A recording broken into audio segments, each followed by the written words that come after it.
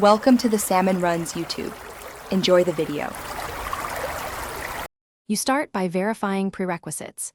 Check that your iPhone supports Apple Pay and runs a recent iOS. Next, make sure your payment card is issued in the country you want to use. Apple Pay ties cards to region rules. Once done, update your Apple ID billing address to match that country and sign out of Wallet and Apple ID if necessary.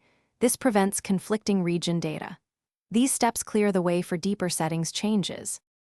You'll now change system region and reset wallet. First, sign out of iCloud temporarily to avoid server-side locks. This detaches region preferences. Then go to Settings, General, Language and Region and set the target country. This updates locale and payment services.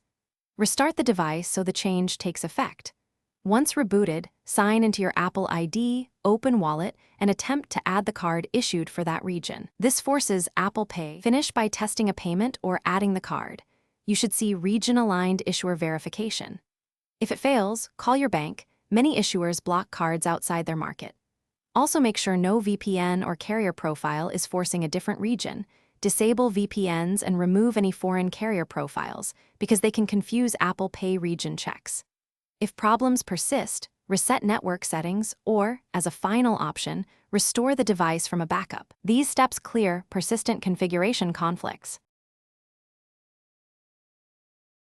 Thanks for watching. Consider subscribing if we helped you.